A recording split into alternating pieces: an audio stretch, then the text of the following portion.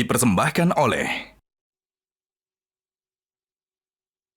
sudah hadir di sisi kita semua, guru kita, Ustadz Al-Mukarram, Profesor Kiai Haji Nasaruddin Umar.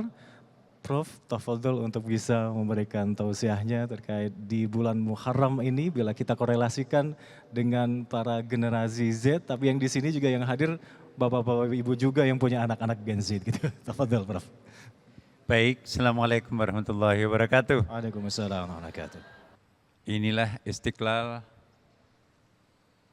Beberapa waktu yang lalu, Istiqlal itu hanya dipenuhi oleh para pensiunan menanti kematian.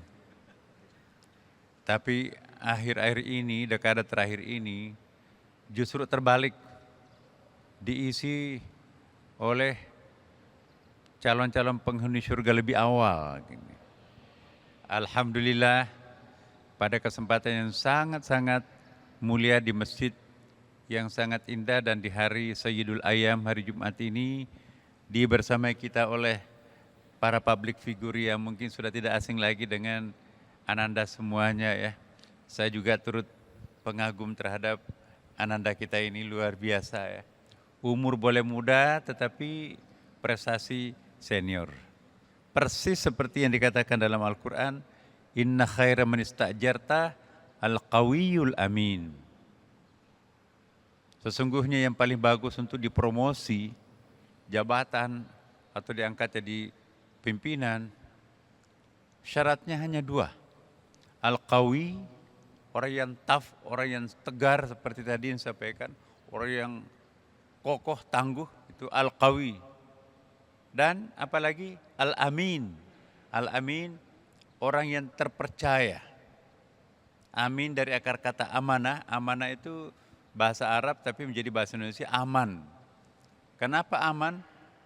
Karena iman. Kenapa aman dan beriman? Karena dia dibuktikan dalam bentuk amanah. Jadi orang yang amanah pasti aman. Kenapa? Karena dia beriman. Dan orang itulah yang disebut dengan Al-Amin.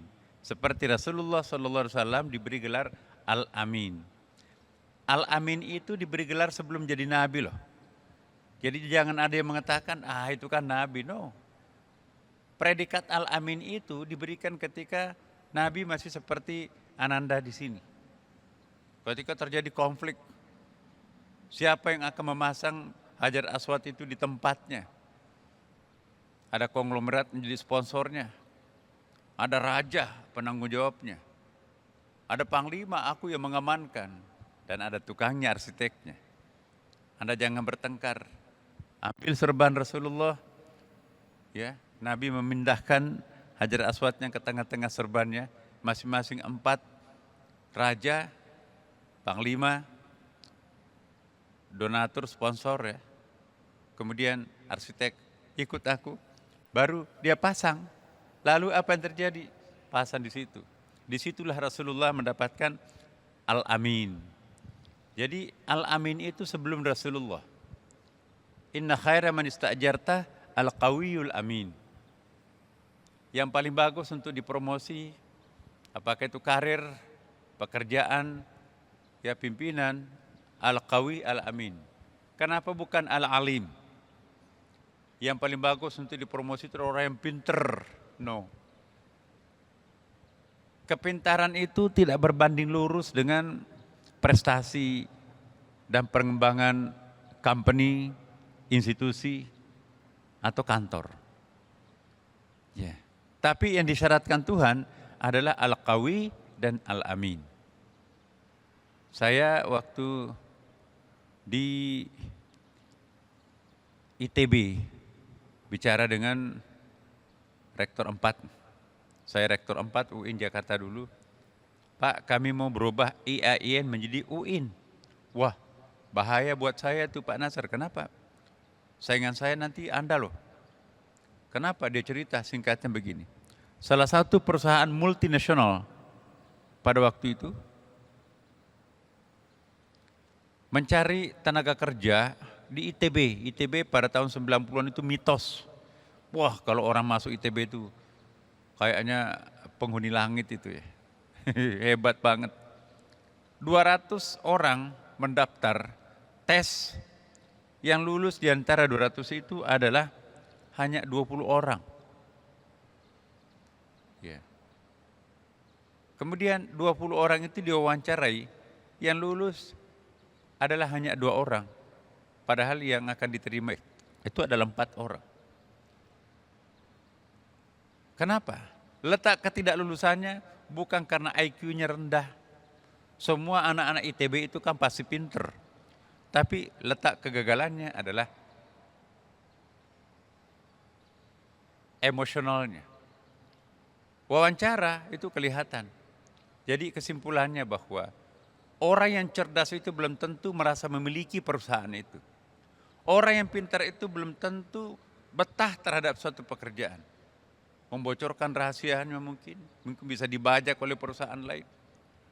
Ya. Dan orang yang pintar itu tidak berbanding lurus dengan tidak adanya korupsi. Nah, luar biasa. Yang lulus cuma 2 orang. Jadi dia katakan, kalau UI nanti itu materi keagamaannya banyak sekali, ditambah dengan teknologinya mungkin fakultas kedokterannya, jangan-jangan nanti akan menjadi saingan berat kami. Saya ingin memberikan satu contoh lagi. Perusahaan Suzuki yang ada di India tersaingi oleh mobil-mobil lokal di situ. Maka upaya untuk mengupgrade perusahaan Suzuki di India itu, 20 orang disekolahkan di Tokyo, otomobil di situ kan. Pusatnya otomotif di situ.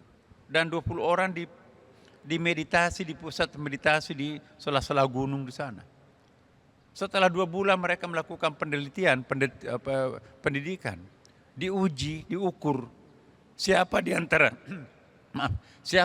20 orang itu yang paling bisa mengembangkan perusahaan. Menakjubkan Bapak Ibu sekalian. Yang disekolahkan di Jepang dengan biaya yang sangat mahal, living cost di Jepang kan sangat tinggi. Ternyata tidak berbanding lurus dengan kemajuan perusahaan Suzuki di Jepang. Yang bisa berkontribusi itu adalah yang dimeditasi dengan biaya yang sangat murah di hutan belantara. Dan kesimpulannya apa Bapak Ibu sekalian? Bahwa bukanlah kepintaran yang dicari oleh masa depan, tapi kejujuran, rasa memiliki, ketabahan, kesabaran, persis yang disimpulkan dalam Al-Quran, inna khaira man ista'jarta al-qawiyul amin. Jadi ananda semua milikilah al-qawi, milikilah al-amin, itu adalah tiket untuk meraih masa depan. Terima kasih. Assalamualaikum warahmatullahi wabarakatuh. Waalaikumsalam warahmatullahi wabarakatuh. Keren jazilan Prof. Semoga kita bisa menjadi salah satu dari insan yang qawiyul amin tadi ya. Jika bisa bersaing di dunia ini dan juga di akhirat tadi. Prof, izinkan untuk audiens ini bertanya kepada Prof. Assalamualaikum warahmatullahi wabarakatuh. Waalaikumsalam. Ya. Perkenalkan, nama saya Surya Airlangga dari Madrasah Aliyah Negeri 19 Jakarta Selatan. Izin Bapak Prof, saya ingin mengajukan sebuah pertanyaan, yaitu tentang kegelisahan kami sebagai generasi muda. Kan di sekolah kami itu kan diajarkan tentang kecerdasan secara akademis, menguasai sains, teknologi, apalagi di era global seperti ini. Bahkan kecerdasan berbahasa asing, ya di situ dalam proses itu kami kadang merasa gelisah Pak Prof. Tentang ya apakah bisa kami cerdas secara ilmu, namun apakah kami bisa cerdas juga secara iman dan takwa. Wassalamualaikum warahmatullahi wabarakatuh. Waalaikumsalam warahmatullahi wabarakatuh. Tafadhal Prof. Masya Allah, ini pertanyaan S3 ini. Padahal baru ahli. Ini Masih satu ahli bukti ya, kehebatan generasi Z ini ya. Masya Allah. Oh, luar biasa. Kalau saya bisa memberikan satu jawaban singkat saja. Ciptakan algoritma yang positif buat dirinya sendiri. Ananda tahu kan apa algoritma itu ya? Jadi gini, kalau kebiasaan Ananda dalam membuka YouTube itu, membuka gambar-gambar panas, porno, pasti akan muncul berikutnya di layar berikutnya. Begitu buka muncul. Kalau kesukaan Ananda mendengarkan karya internasional, maka algoritma itu nanti akan membaca jalan pikiran kita, maka layar berikutnya qari dari Iran, qari dari Syria dan seterusnya. Kalau algoritmanya itu adalah bergaul dengan orang-orang ideal seperti yang hadir di sini, di mana ada diskusi, pasti Anda akan tertarik karena disuguhi oleh banyak macam di situ. Tapi kalau kecenderungannya adalah preman, maka itu peluang-peluang jadi preman pun juga banyak. Jadi innamal a'malu binniyati. Kalau ingin hidupnya terang benderang, ciptakan algoritma yang terang benderang. Kalau terbiasa dengan dunia gelap, maka algoritmanya akan gelap. Kalau terbiasa dengan terang, algoritmanya akan terang. Jadi kita tahu sebetulnya alamat kita nanti di akhirat itu di surga atau neraka.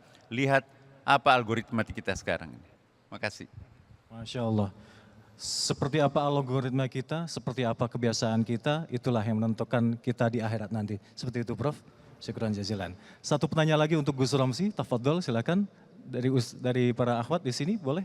Perkenalkan, nama saya Verona Lovelita, saya dari SMK Negeri 72 Jakarta. Izin bertanya untuk Ustadz Romsi, bagaimana cara kita agar terus teguh dalam pendirian kita dalam berhijrah walaupun orang di sekitar kita tidak mendukung dan tidak menghargai bagaimana beratnya perjuangan kita dalam berhijrah.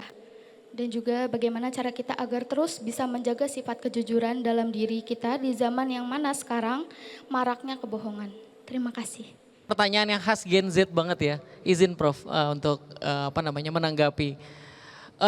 Paling sulit memang pada saat proses ingin jadi lebih baik itu dalam proses membangun, mencari partner atau teman yang baik. Sementara karakter Gen Z ini sangat membutuhkan apa yang disebut sebagai significant others atau teman dekat yang kemudian menjadi inner circle-nya atau dalam bahasa pendidikan biasanya disebut sebagai peer to peer support atau support teman-teman seusianya. Kadang-kadang kita mau jadi lebih baik terus teman-teman kita malah jadi ngebully kita ya, misalnya tumben-tumben banget lu pakai kerudung misalnya gitu ya kalau teman-teman di SMK, atau tumben-tumben banget lu rajin berangkat ke masjid. Nah, hal-hal semacam ini yang biasanya memang jadi tantangan yang besar.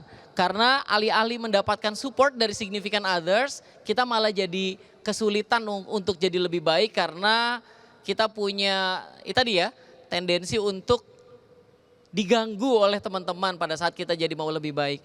Makanya belajar dari Rasulullah SAW pada saat mencari sahabat-sahabat Rasulullah tuh menggunakan cara-cara yang unik. Misalnya gini, Rasulullah waktu itu meminta salah satu di antara dua Umar untuk menjadi sahabatnya, untuk membantu perjuangannya. Padahal dua Umar ini adalah orang yang sangat jahat waktu itu. Membunuh, juga terkenal sangat keras, sangat galak gitu ya. Tapi kemudian Rasulullah meminta, ya Allah salah satu di antara dua Umar itu jadikan sahabatku dan bisa membantu dalam perjuangan Islam. Allah kemudian memberikan Umar bin Khattab sebagai teman Rasulullah, sebagai sahabat Rasulullah yang kemudian jadi front line, garis depan setiap apapun yang Rasulullah hadapi pada masa perjuangan Islam dulu. Nah, kita juga mungkin bisa pakai cara itu. Kadang-kadang kita lupa, kita mau memperbaiki diri, kita lupa nggak minta sama Allah, ya Allah cariin saya teman untuk berkembang lebih baik lagi. Jadi mudah-mudahan adik-adik, teman-teman semuanya yang lagi berhijrah diberikan teman-teman yang baik sebagaimana Rasulullah diberikan sahabat-sahabat yang baik dalam perjuangannya dulu. Terima kasih. Semoga menjawab untuk pertanyaan tadi dan akhirnya kita sudah ada di penghujung acara kita kali ini.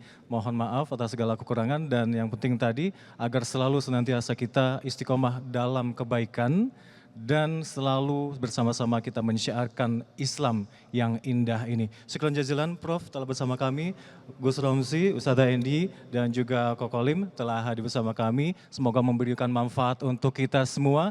Wallahul muwaffiq ila aqwamit thoriq. Wassalamualaikum warahmatullahi wabarakatuh. Metro TV.